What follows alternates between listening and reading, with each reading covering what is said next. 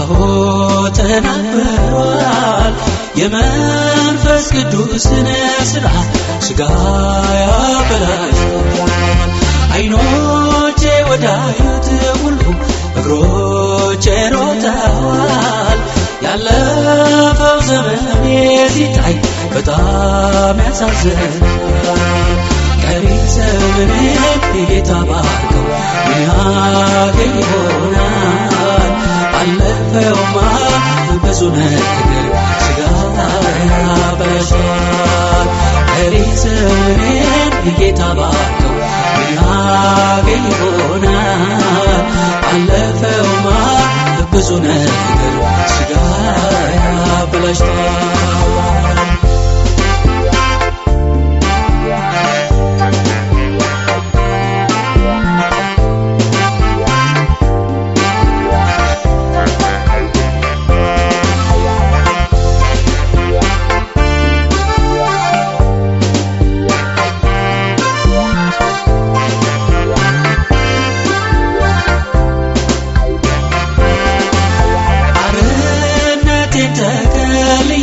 ብዙ ቀልቻለሁ ጸጋ ለኔ ስለበዛ ሳውቅም በድያለሁ አቤት ምን ያክል ታጋሽ ነህ ከበደል በላይ እባክህ የቀረኝ ዘመን ፊትህ ከልቦኛል ቀሪ ዘመኔን ጌታ ባርከው ምን ያገኝ ይሆናል አለፈውማ ብዙ ነገር ሥጋ ያበላሻል ቀሪ ዘመኔን ጌታ ባርከው ምን ያገኝ ይሆናል አለፈውማ ብዙ ነገር ሥጋ ያበላሻል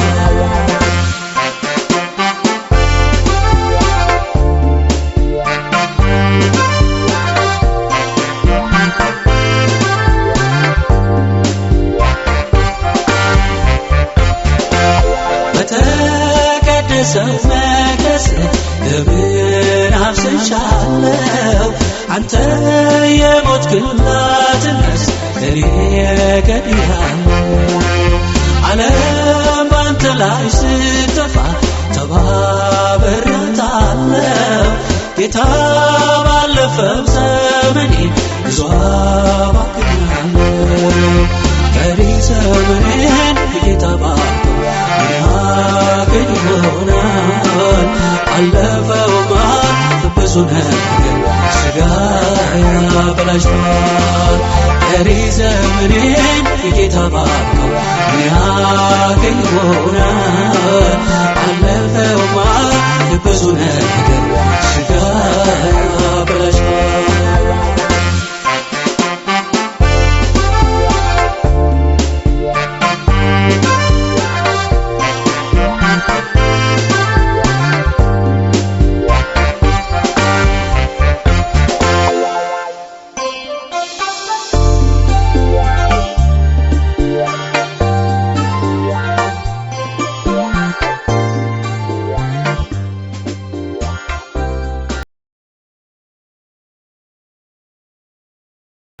በጌታ የተወደዳችሁ ቅዱሳን በመላው ኢትዮጵያ በመላው ዓለም የምትኖሩ ኢትዮጵያውያንና ኤርትራውያን ይህንን በዚህ ቻናል ይህንን መንፈሳዊ ፕሮግራም የምትከታተሉ ሁሉ የልዑል እግዚአብሔር የማይናወጥ ሰላም ይብዛላችሁ እግዚአብሔር ይባርካችሁ እጅግ ደስ ይለኛል እወዳችኋለሁ በዚህ አስጨናቂና ክፉ ጊዜ የእግዚአብሔር ቃል እንደሚናገር እግዚአብሔር ባንድም በሌላም መንገድ ይናገራል ሰው ግን አስተውልም ተብሎ እንደተጻፈው እንዳይሆንብን በዚህ የምህረት እድል ማለት እድል የመቆየት እድል አግኝተን ብዙ የዓለም ሕዝብ በሚያልቅበት በዚህ ጊዜ የነስሐ የመመለስ የመታደስን ጊዜ እግዚአብሔር ስለሰጠን ጌታን በእጅጉ አመሰግናለሁ በዚህ ዕለት ከእናንተ ጋር ልካፈል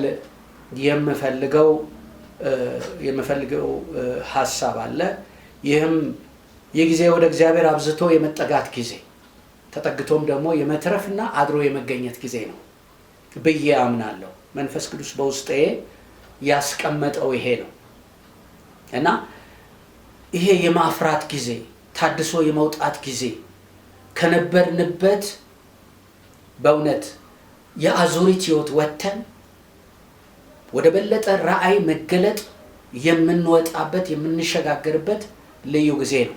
ክብር ለጌታ ይሁን። ብዙ ኮንፈረንሶችን በምድራችን አድርገናል፣ ተምረናል፣ ጠቅመውናል። ስልጠናዎችን ወስደናል፣ በእግዚአብሔር ቃል ጠቅመውናል።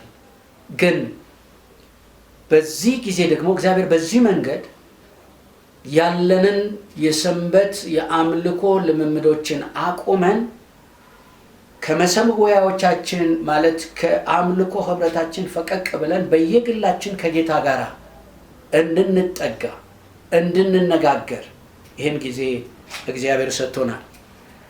በዚህ ሐሳቤ ላይ መነሻ የሚሆነኝን ከመጽሐፍ ቅዱስ ከመጽሐፈ ሩት ምዕራፍ 1 ላይ እና ምዕራፍ 2 ላይ ምዕራፍ 4 ላይ ያለውን ቃል መነሻዬ በማድረግ የእግዚአብሔርን ቃል አካፍላችኋለሁ። ምዕራፍ 1 ላይ በተለይ የሩትን ሕይወት ነው የምንመለከተውና ምዕራፍ 1 ላይ ቃሉ ሲጀምር እንደዚህ ይላል። እንዲህም ሆነ መሳፍንት ይፈርዱ በነበረ ጊዜ በአገሩ ላይ ራብ ሆነ። አንድ ሰውም ከሚስቱና ከሁለት ልጆቹ ጋር በሞዓብ ምድር ሊቀመጥ ከቤተልሔም ይሁዳ ተነስቶ ሄደ። ያሳዝናል። የሰውየውም ስም አቤሜሌክ፣ የሚስቱም ስም ኑሃሚን፣ የሁለት ልጆቹም ስም መሐሎንና ኬሌዮን ነበረ። የቤተልሔም ይሁዳም የኤፍራታ ሰዎችም ነበሩ። ወደ ሞዓብም ምድር መጡ፣ በዚያም ተቀመጡ። የኑሃሚንም ባል አቤሜሌክ ሞተ፣ እርሷና ሁለቱ ልጆቿ ቀሩ። እነርሱም ከሞዓባውያን ሴቶች ሚስት አገቡ። የአንዲቱ ስም ኦርፋ፣ የሁለተኛይቱም ስም ሩት ነበረ። በዚያም 10 ዓመት ያህል ተቀመጡ። መሐሎንና ኬሌዮንም ሁለቱ ሞቱ። ሴቲቱም ከሁለቱ ልጆቿና ከባሏ ተለይታ ቀረች። የሄደችው ከሞት ሸሽታ ነበር። በሀገሯ በቤተልሔም በእውነት የዳቦ ምድር፣ የዳቦ ቤት፣ የእንጀራ ቤት ከተባለው ቦታ በጊዜው ከመጣው ድርቅና መከራ የተነሳ ከሞት ሸሽታ ሁለቱ ልጆቿንና ባሏን ይዛ ወደ ሞዓብ ምድር ተሰደደች። ነገር ግን ሁለቱ ልጆቿን ባሏም በሸሸችበት ሀገር ያተርፈኛል ብላ ባለችበት ሀገር ባሏንና ልጆቿን አጣች። በሰው ሀገር ብቻዋን ቀረች። ያሳዝናል። እርሷም በሞዓብ ምድር ሳለች እግዚአብሔር ሕዝቡን እንደጎበኘ እንጀራም እንደሰጣቸው ስለሰማች ከሞዓብ ምድር ልትመለስ ከሁለቱ ምራቶቿ ጋር ተነሳች። ያለ እግዚአብሔር ማን ያስጥላል? ወደ እግዚአብሔር የሸሹ ናቸው የሚተርፉት። ማንም አያስጥልም። ማንም በዚህ ጊዜ አሁን ባለንበት ጊዜ እንኳን ማንም አያስጥልም። ጌታ ብቻ ያስጥላል። የሚመካ በእግዚአብሔር ይመካ። ልትመለስ ከሁለቱ ምራቶቿ ጋር ተነሳች። እርሷም ከሁለቱ ምራቶቿ ጋር ከተቀመጠችበት ስፍራ ወጣች። ወደ ይሁዳ ምድር ሊመለሱ በመንገድ ሄዱ። ኑሃሚንም ምራቶቿን ሂዱ፣ ወደ እናቶቻችሁም ቤት ተመለሱ፣ በእኔና በሞቱት እንዳደረጋችሁ እግዚአብሔር ቸርነትን ያድርግላችሁ፣ እግዚአብሔር በየባላችሁ ቤት እረፍት ይስጣችሁ አለቻቸው። ሳመቻቸው፣ ድምፃቸውንም ከፍ አድርገው አለቀሱ። እነርሱም ከአንቺ ጋር ወደ ሕዝብሽ እንመለሳለን አላት። ኑሃሚንም አለች፣ ልጆቼ ሆይ ተመለሱ። ለምን ከኔ ጋር ትሄዳላችሁ? ባሎቻችሁ የሚሆኑ ልጆች በሆድ ያሉኝን? ልጆቼ ሆይ ተመለሱ።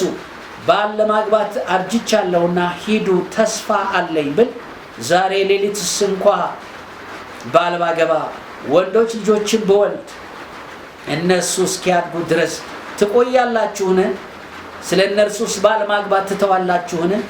ልጆቼ ሆይ እንዲህ አይደለም፣ የእግዚአብሔር እጅ በእኔ ወጥቷልና ከእናንተ የተነሳ እጅግ ተመርሬአለሁ።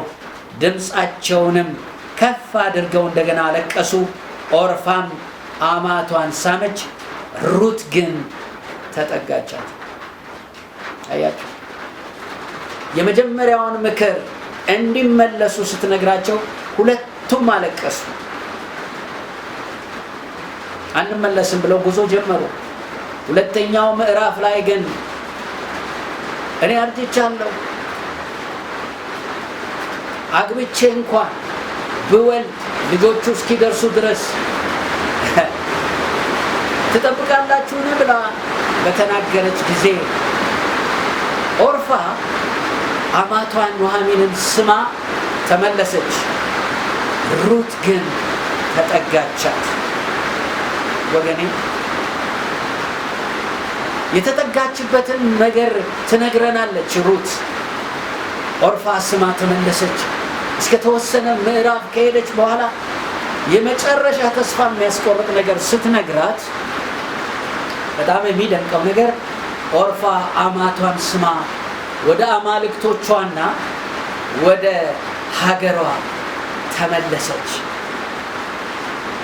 ኑኃሚንም እነሆ ባልንጀራሽ ማንን? ሩትን ወደ ሕዝቧና ወደ አማልክቷ ተመልሳለች። ወደ ምኗ? ወደ አማልክቷ። አንቺም ደግሞ ከባልንጀራሽ ጋር ተመለሺኝ አለቻት። ሩትም ወደምትሄጅበት እሄዳለሁና በምታድሪበትም አድራለሁና እንድተውሽ ከአንቺም ዘንድ እንድመለስ አታስቸግሪ። ሕዝብሽ ሕዝቤ አምላክሽም አምላኬ ይሆናል። በምትሞችበት ስፍራ እሞታለሁ፣ በዚያም እቀበራለሁ። ከሞት በቀር አንቺንና እኔን አንዳች ቢለየን እግዚአብሔር ይህን ያድርግብኝ እንዲሁም ይጨምርብኝ አለች። ኑኃሚንም ከእርሷ ጋር ለመሄድ እንደቆረጠች ባየች ጊዜ እርሷን ከመናገር ዝም አለች። የእግዚአብሔር ስም ብሩክ ይሁን።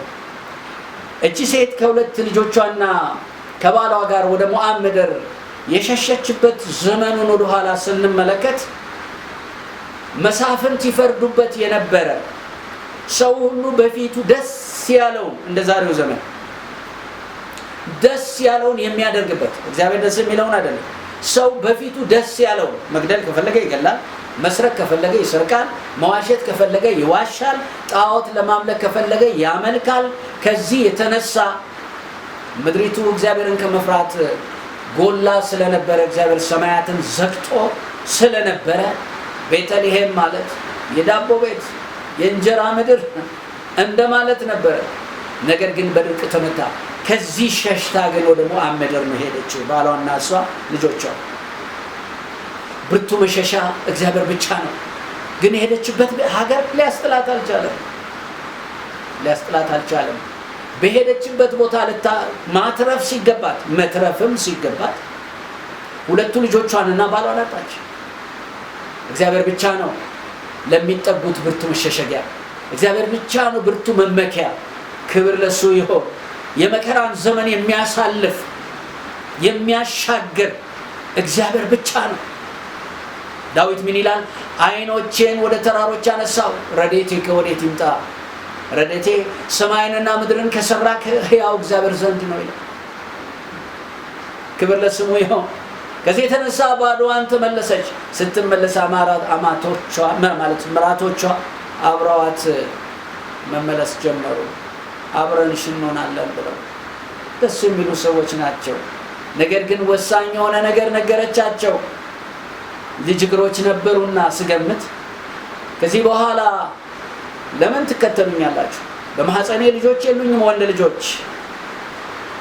በዚህ ምሽት እንኳን በዚህ ሌሊት እንኳን ብወልድ ብጸንስና ብወልድ እነሱ እስኪደርሱ ትጠብቃላችሁን? ተመለሱ ስትላቸው አንደኛዋ ኦርፋ አማቷን ስማ ተመለሰች። ሩት ግን ተጠጋቻት። ከዚያ በኋላ አንቺስ ለምን አትመለሽም? ጓደኛሽ እኮ ወደ ሀገሯ፣ ወደ ዘመዶቿ፣ ወደ አማልክቶቿ ተመልሳለች አለቻት። ሩት ግን እንዲህ አለቻት፣ አምላክሽ አምላኬ፣ ሕዝብሽ ሕዝቤ ይሆናል፣ በምትሞችበት እሞታለሁ፣ በምትቀበርበት እቀበራለሁ። አያችሁ፣ አንድ ሌላ ሚስጥርም እናያለን። እቺ ሴት የመጣችው ብዙ አማልክቶች ካሉበት ሀገር ነው። ሩት ግን የኑሃሚንን አምላክ ለይታ አይታለች። ኑሃሚን እንዴት እግዚአብሔርን ገለጠችው! የተጎዳች ሴት፣ የከሰረች ሴት። ወገኖች ሆይ በከሰርንበት ሰዓት፣ በዚህ በኪሳራ በሚመስልበት ጊዜ እግዚአብሔር በእኛ ጎልቶ ይታይ። የሚድኑ ሰዎች ወደ እግዚአብሔር ጸጋ የሚያስጠጋ ጸጋ በላያችን ላይ ይነበብ። እቺ ሴት ቤተ መቅደስ ከፍታ አልሰበከችም፣ ወይም ደግሞ እንደ ዛሬው ዘመን ቤተክርስቲያን ቸርች ከፍታ አልሰበከችም።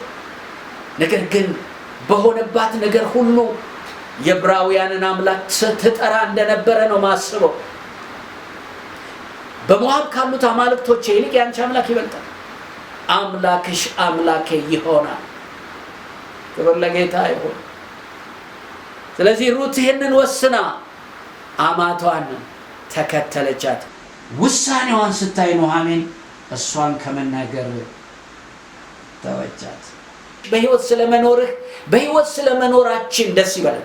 ከመቃብር በላይ ስለተገኘ ደስ ይበልህ፣ አትፍራ።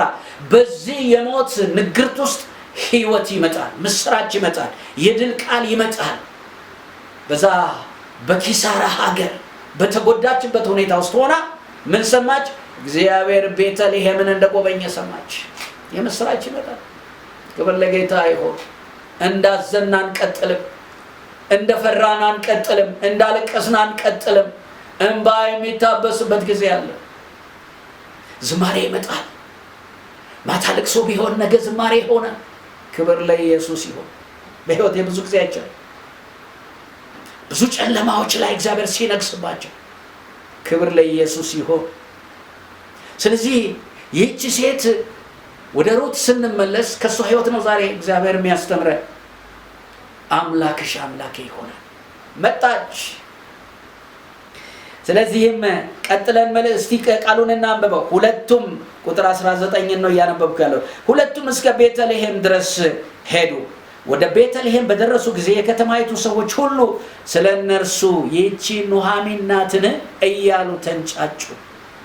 እርሷም ሁሉን የሚችል አምላክ አስመርሮኛልና ማራ በሉኝ እንጂ ኑሃሚን አትበሉኝ አለች። ተንጫጩ።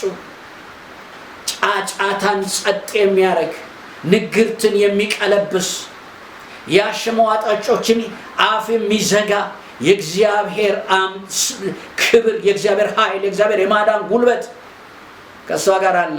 በጊዜው ግን ስጋ ስለሆነ ተመረረች። ማራ በሉኝ አለች። በሙላት ወጣው። እግዚአብሔርም ወደ ቤቴ ባዶዬን መለሰኝ። እግዚአብሔር አዋርዶኛል፣ ሁሉን የሚችል አምላክ አስጨንቆኛልና ኑሃሚን ለምን ትሉኛላችሁ አለቻቸው። ኑሃሚንም ከእርሷ ጋር ከሞዓብ ምድር የተመለሰችው ሞዓባዊቱ ምራቷ ሩት ተመለሱ።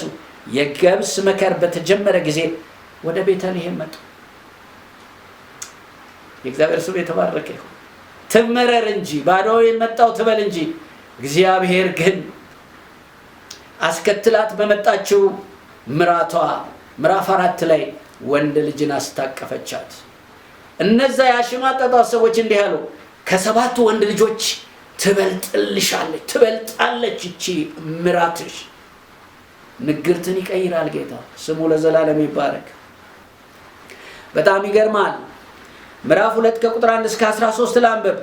ለኑሃሚንም ባል የሚዘመደው ከአቤሜሌክ ወገን የሆነ ኃያል ሰው ስሙ ቦዔዝ የተባለ ሰው ነበረ። ሞዓባዊቱም ሩት ኑሃሚንን በፊቱ ሞገስ የማገኘውን ተከትዬ እህል እንድቃርም ወደ እርሻ ልሄድ አለቻት። መጠጋት ዋጋ ያስከፍላል። ጠጋ ስትል ዋጋ ትከፍላለህ። ክፈል እንጂ ውጤቱን ታየዋለህ። ተጠጋች። ነገር ግን ስትመጣ ባዶ ቤት ነው የመጣችው። ይቃርም ምንም የሌለበት ቤት። እንዲህ አለች፣ እርሻም ባይኖረኝ አንቺም ባይኖርሽ እስቲ በፊቱ ሞገስ ወደማገኘው ሰው እርሻ ልሂድና ልቃርም አለቻት። አማቷን ማገልገል ጀመረች። ሳታስበው ቦዔዝ እርሻ ላይ ሄደች። የመጣችበት የዕብራውያን አምላክ ራእይ ሆነላት። ወዴት ማሳ መሄድ እንዳለባት፣ የትኛው እርሻ ላይ መቃረም እንዳለባት ሄደች። ውርደት ነው። ነዶ ልትሰበስብ አይደለም ሄደችው፣ ቃርሚያ ለቀማ። ግን እግዚአብሔር ከሷ ጋር ነበረና ይመራት ነበር። ሞዓባዊትም ሩት ኑኃሚንን በፊቱ ሞገስ የማገኘውን ተከትዬ እህል እንድቃርም ወደ እርሻ ልሂድ አለቻት። እርሷም ልጄ ሆይ ሂጂ አለቻት። ሄደችም ከአጫጆች በኋላ በእርሻ ውስጥ ቃረመች። እንዳጋጣሚም የአቤሜሌክ ወገን ወደ ነበረው ወደ ቦዔዝ እርሻ ደረሰች።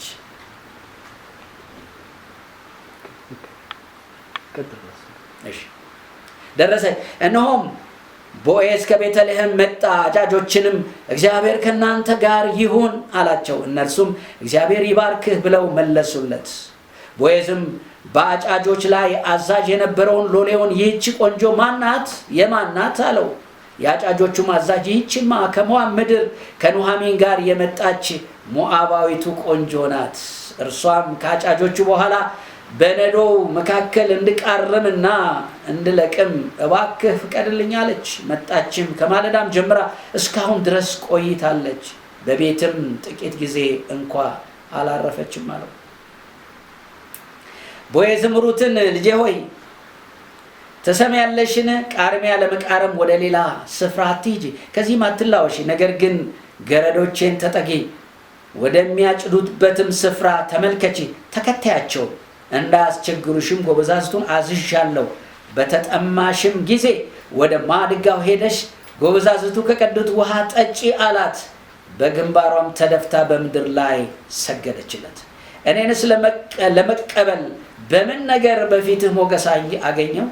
እኔ እንግዳ አይደለሁምን አለችው። ቦዔዝም ባልሽ ከሞተ በኋላ አባትሽንና እናትሽን የተወለድሽባትን ምድር ትተሽ ቀድሞ ወደማታውቂው ሕዝብ እንደመጣሽ ለአማትሽ ያደረግሽውን ነገር ሁሉ ፈጽሞ ሰምቻለሁ።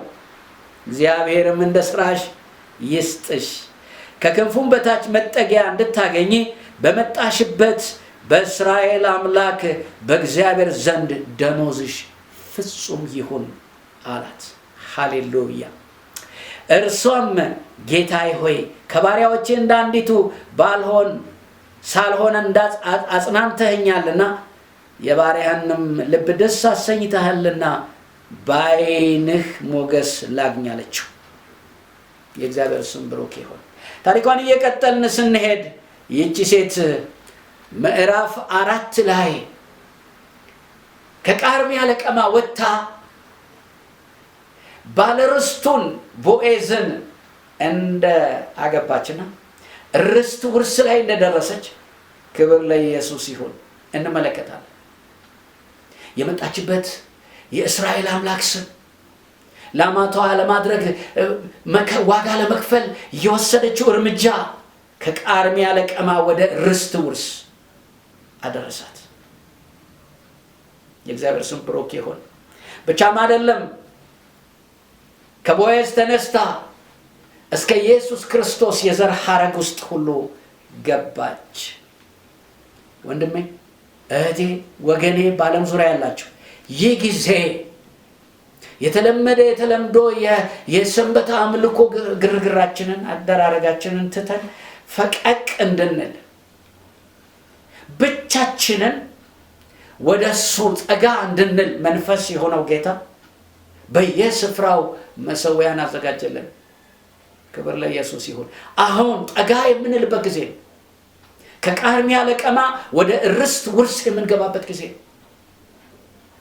ሊመጣ ያለውን የኢየሱስ ክርስቶስ የዘር ሐረግ ውስጥ የገባችው ሩት የምታስተምረን ነገር የቀረው ዘመናችን የምጽአቱ ተስፋ በእኛ ሕይወት የሚነበብብን ከአዙሪትና አሰልቺ ከሆነ የክርስትና ልምምድ ውስጥ ወጥተን ወደ ልዩ መገለጥ ውስጥ የምንገባበት ጊዜ እግዚአብሔር ሰጥቶናል። ይሄ ጊዜ ውድ ጊዜ ነው። በታሪክ አግኝተነው አናውቅም። በኮሙኒዝም ክፍለ ዘመን ትዝ ይለኛል የአምልኮ ስፍራዎቻችን ሁሉ ያለ ሕግ በተዘጉብን ጊዜ፣ ብዙ ቅዱሳን በእስር ቤት እየተጋዙ በታሰሩበት ጊዜ፣ መጽሐፍ ቅዱስ ይዞ መሄድ እንደ ወንጀል በተቆጠረበት ጊዜ በናዝሬት ከተማ ትዝ ይለኛል ጫካዎች በሙሉ ቤተ መቅደስ ሆኑ፣ ቤተ ክርስቲያን ሆኑ፣ መንደሮች ሁሉ ቤተ ክርስቲያን ሆኑ። መንገዶች ሁሉ በዛን ጊዜ በነበረው ወክ የሚባል የእንቅስቃሴ ባህል ከ10 ሰዓት ተኩል ከቀኑ 10 ሰዓት ተኩል ጀምሮ እስከ 12 ሰዓት ወተን ወክ እንብላ እንልና እንወጣለን። እና መጽሐፌ ላይ በአጋጣሚ በወንጌል የነፍሴ ትዝታዎች በሚለው መጽሐፌ ላይ ጽፌያለሁና እንወጣለን። አንዱ መዝሙር አጥንቶ ይመጣል፣ አንዱ ደግሞ ቃል አጥንቶ ይመጣል። በለሆሳስ ሁለት ሆነን ጌታ ሁለት አድርጎ ሰባውን እንደላካቸው የናዝሬትን ከተማ ከምስራቅ እስከ ምዕራብ ከሰሜን እስከ ደቡብ እስከ 12 ሰዓት ድረስ ከቀኑ 10 ተኩል የጀመር እናጥለቀልቀዋለን በመንፈሳዊ ነገር። ያ የጨለማ ጊዜ፣ ያ ሞት የሚሸትበት ጊዜ፣ ደም የሚያሸትበት ጊዜ፣ ከጥላ የሚሸሽበት ጊዜ፣ አቤት ይህንን የነጻነትን ዘመን አመጣ። ክብር ለስሙ ይሁን። ስለዚህ ወንድሜ በተለይ በክርስቶስ ኢየሱስ የሆናችሁ ይህ ጊዜ ጠጋ የምንልበት ጊዜ። ሩት በመጠጋቷ ምክንያት ዋጋ ከፍላለች። የተመቻቸ ቤት፣ የተመቻቸ የውሃ ምንጭ፣ የተመቻቸ ወፍጮ፣ የተመቻቸ ጎተራ፣ የተመቻቸ ምጣድ ምድጃ አልነበራት። ቃርሚያ ለቀማ ነው የገጠማት። ያውም በማታውቀው ሀገር፣ በማታውቀው ህብረተሰብ መካከል ከወገዋ ከልማዷ ውጪ የገጠማት ቃርሚያ ለቀማ። ይሁንና የመጣችበት የእስራኤል አምላክ ስም የተጠጋችው ጠጋ ያለችው ሩትን አልነበረም የተጠጋችው ሴትዮዋ። የሚገርም ነገር ነው። ማለት ኑሃሚንን አልነበረም የተጠጋቻት። ልድገመው፣ ሩት የተጠጋቻት ኑሃሚንን ይመስላል እንጂ የዕብራውያንን አምላክ የኑሃሚንን አምላክ እግዚአብሔርን ነው የተጠጋችው።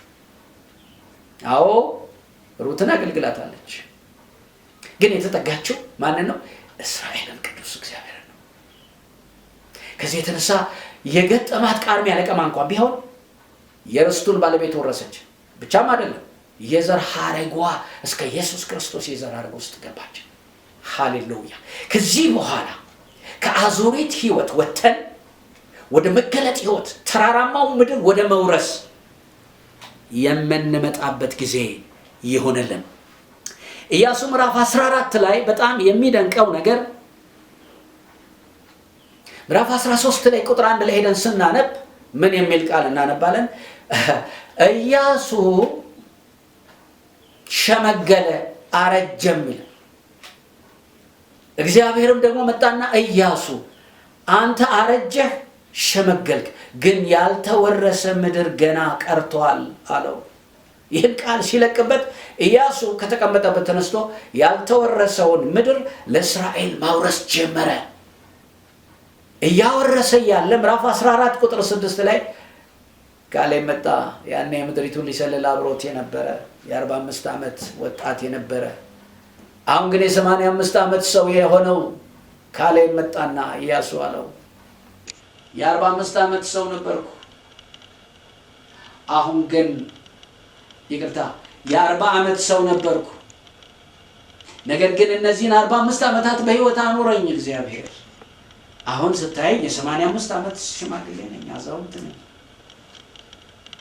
ነገር ግን ለመውጣት ለመግባት ለመዋጋት ዛሬም ጉልበታም ነኝ።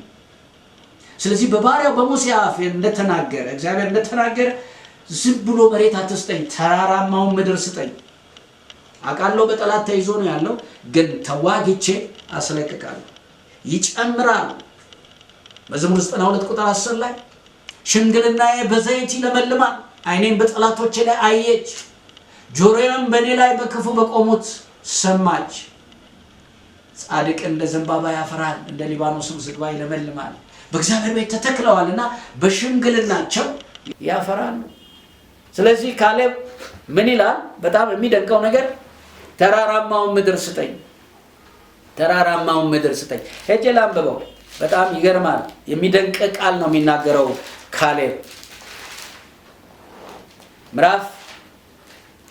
ኢያሱ ምዕራፍ 14 ማለት ምዕራፍ 14 ቁጥር 6 እንደዚህ ይላል። የይሁዳም ልጆች በጌልጌላ ወደ ኢያሱ ቀረቡ። ቄኔዛዊውም የዮፎኒ ልጅ ካሌብ አለው የአምላክ ሰው ለአምላክ ሰው ለሙሴ ስለ እኔና ስለ አንተ እግዚአብሔር በቃዴስ በርኔ የተናገረውን ነገር አውቃለሁ። ታውቃለህ። የእግዚአብሔር ባሪያ ሙሴ ምድርን እሰልል ዘንድ ከቃዴስ በርኔ በላከኝ ጊዜ እኔ የ40 ዓመት ሰው ነበርሁ። እኔም በልቤ የነበረውን ቃል መለስኩለት። ከኔ ጋር የወጡ ወንድሞቼ ግን የሕዝቡን ልብ አቀለጡ። እኔ ግን አምላኬን እግዚአብሔርን ፈጽሜ ተከተልኩ። ሙሴም በዚያ ቀን አምላኬን እግዚአብሔርን ፈጽመህ ተከትለሃልና እግርህ የረገጠውን ምድር ለአንተና ለልጆችህ ለዘላለም በርግጥ ርስት ይሆናል ብሎ ማለ።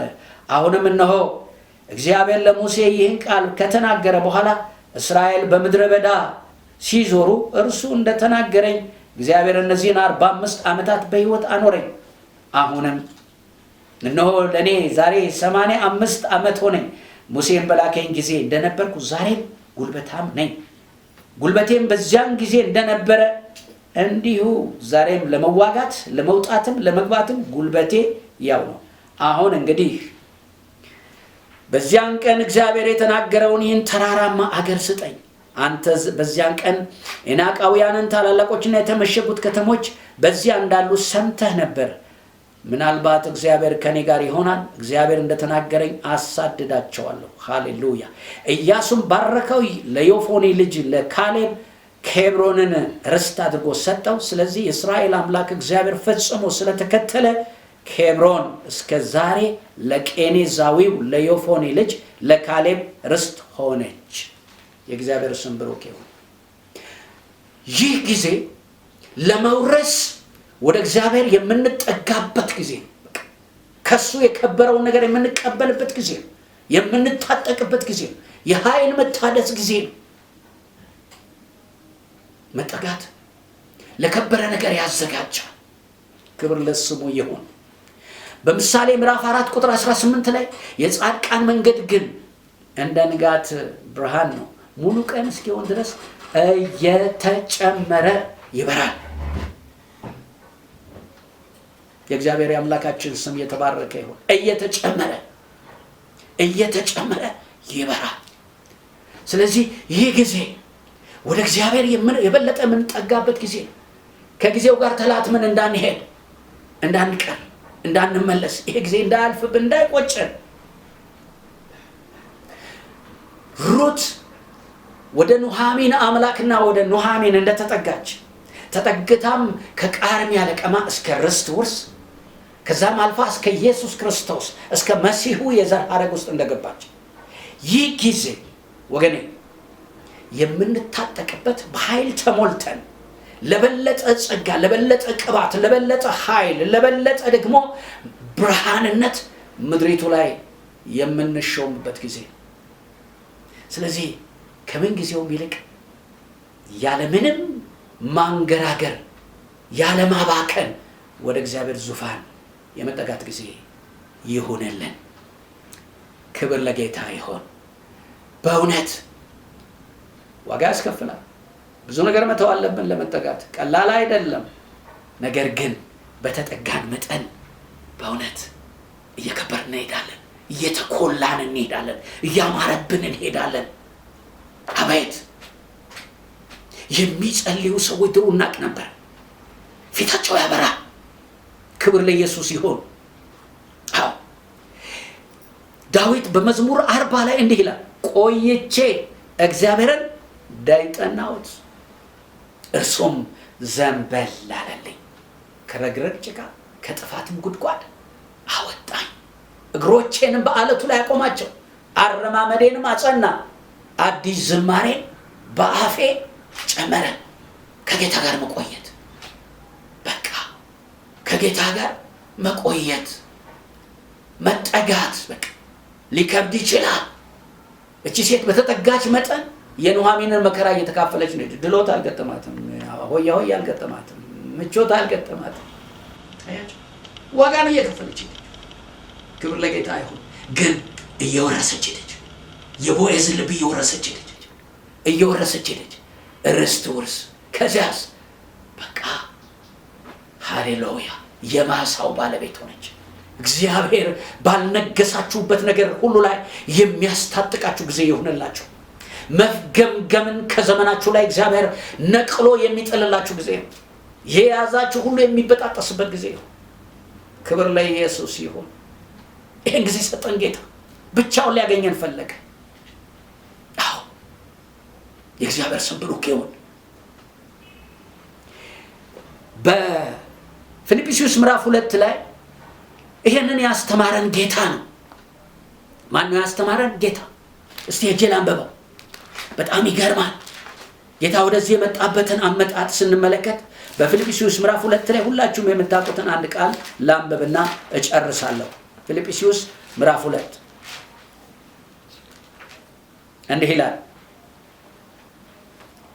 በክርስቶስ አንዳች ምክር ቢሆን፣ የፍቅር መጽናናት ቢሆን፣ የመንፈስ ኅብረት ቢሆን፣ ምሕረትና ርኅራኄ ቢሆን ደስታዬን ፈጽሙልኝ። በአንድ ሐሳብ ተስማሙ፣ አንድ ፍቅር፣ አንድም ልብ፣ አንድም ሐሳብ ይሁንላችሁ። ለወገኔ ይጠቅማል በማለት ወይም በከንቱ ውዳሴ ምክንያት አንድ እንኳ አታድርጉ። ነገር ግን እያንዳንዱ ለባልንጀራው ከራሱ ይልቅ እንዲሻል በትሕትና ይቁጠር። እያንዳንዱ ለራሱ የሚጠቅመውን አይመልከት፣ ለባልንጀራው ደግሞ እንጂ። በክርስቶስ ኢየሱስ የነበረ ሐሳብ በእናንተ ዘንድ ደግሞ ይሆን። መፈልገው ከቁጥር 6 ጀምሮ ያለው እንዲሁ ለማያያዝ ፈልጌ ነው ያነበብኩት። የላይኛውን እንዲህ ይላል፣ እርግጥ በሱ ውስጥ የነበረ ሐሳብ በእኛ ውስጥ ይሆን። የእሱ አደራረግ ሮል ሞዴላችን፣ ሃሌሉያ፣ ሊቀ ካህናችን፣ የህይወት መለኪያችን፣ ሜትራችን፣ ሚዛናችን ኢየሱስ ነው። ብዙ መልካም ሰዎች በሐዋርያትም በነቢያትም ዘመን አይተናል። መልካም ስነ ምግባር ያላቸው፣ በእውነትም እንመስላቸው፣ በእውነት ግን ከሁሉ ይበልጣል ሊቀ ካህኑ ኢየሱስ። ቁጥር 6 ላንብብላችሁ። እርሱ በእግዚአብሔር መልክ ሲኖር ሳለ ከእግዚአብሔር ጋር መተካከልን መቀማት እንደሚገባ ነገር አልቆጠረውም። ነገር ግን የባሪያን መልክ ይዞ፣ አያችሁ፣ በምስሉም እንደ ሰው በሰው ምሳሌ የባሪያን መልክ ይዞ በሰው ምሳሌ ሆኖ ራሱን ባዶ አደረገ። በምስሉም እንደ ሰው ተገኝቶ ራሱን አዋረደ፣ ለሞትም ይሄውም የመስቀል ሞት እንኳ የታዘዘ ሆነ። በዚህ ምክንያት ደግሞ እግዚአብሔር ያለ ልክ ከፍ አደረገው። ሃሌሉያ። ከስምም ሁሉ በላይ ያለውን ስም ሰጠው። ይህም በሰማይና በምድር ከምድር በታች ያሉት ሁሉ በኢየሱስ ስም ይንበረከኩ ዘንድ መላስም ሁሉ ለእግዚአብሔር አብ ክብር ኢየሱስ ክርስቶስ ጌታ እንደሆነ ይመሰክር ዘንድ። ያለ ቅጥ ወረደ፣ ዝቅ አለ፣ ወደ ሞት ተጠጋ፣ ከመስቀል እስከ መቃብር ወረደ። በምስሉ እንደ ሰው ተገኘ። እኔ ልለብስ፣ አንተ ልትለብስ፣ እሱ ተራቆተ። አንቺ ልትከብሪ፣ እርሱ ሊከብሩ፣ እሱ ተዋረደ፣ ዝቅ አለ፣ ተጠጋ ወደ መጨረሻው። ነገር ግን በመጠጋቱ እግዚአብሔር ያለ ልክ ከፍ በመጠጋት ማትረፍ፣ ከቃርሚያ ለቀማ ወደ ርስት ውርስ መሻገር ይቻላል። ብቻም አይደለም፣ ተራራማው ምድር አረጃ ፈጀ ባልነው ጉዳይ ላይ አንግሶ እንደገና ተራራማው ምድር መውረስ አለ። ከምንም ይበልጣል። ይሄ የእግዚአብሔር አደራረግ ነው። ይህ ጊዜ እንዳይባክንብን በጌታ ፍቅር አደራላለሁ። እግዚአብሔር ይባርካችሁ። ሰላም የተወደዳችሁ የእግዚአብሔር ቤተሰቦች፣ ሙዚቀኛ ዮሐንስ ኢያሱ እባላለሁኝ። ይህ ፔጅ በጣም የምንወደውና የምናከብረውን ውድ የአባታችንን የመጋቢ ዘማሪ ሸዋዬ ዳምጤ የተለያዩ ሀሳቦችን፣ የህይወት ተሞክሮችን፣ የህይወት ገጠመኞችን እንዲሁም ደግሞ በጣም ለረጅም ዘመን ቤተክርስቲያን ስትገለገልባቸው የነበሩትን ውድ ዝማሬዎችን፣ ዜማዎችን የምናገኝበት ፔጅ ነው። ስለዚህ ይህንን ፔጅ ሰብስክራይብ በማድረግ የተለያዩ ከሱ የምንካፈላቸውን ሀሳቦች፣ ከሱ የምናገኛቸውን ቆንጆ የህይወት ተሞክሮችን ያገኘን የምንባረክበት ፔጅ ነው። በያላችሁበት ይህንን ቻናል ተከታተሉ፣ ሰብስክራይብ አድርጉ። እግዚአብሔር በያላችሁበት ይባርካችሁ። በጣም ያሳዝናል። ቀሪ ዘመኔን ጌታ ባርከው ምን ያገኝ ይሆናል አለፈውማ ብዙ ነገር ስጋ ያበላሻል ቀሪ ዘመኔን ጌታ ባርከው ምን ያገኝ ይሆናል አለፈውማ ብዙ ነገር ስጋ ያበላሻል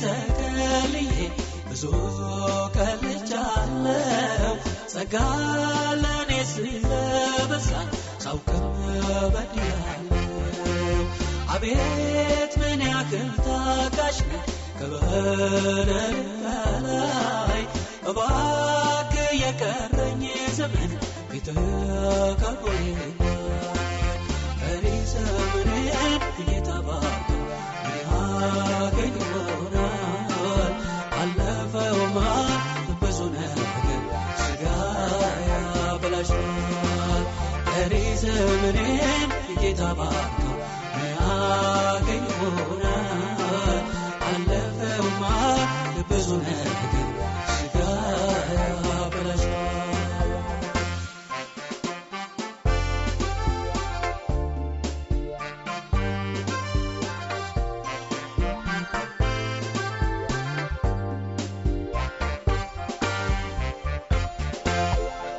በተቀደሰው መቅደስ ደምን አፍስሻለሁ አንተ የሞትክላት ነፍስ እኔ ገድያለሁ ዓለም ባንተ ላይ ስትጠፋ ተባብሬያታለሁ ጌታ ባለፈው ዘመኔ ብዙ አባክኛለሁ ቀሪ ዘመኔን ጌታ ባርከው ያገኝ ይሆናል አለፈውማ ብዙ ነገር ስጋ ያበላሻል ቀሪ ዘመኔን ጌታ ባርከው ያገኝ ይሆናል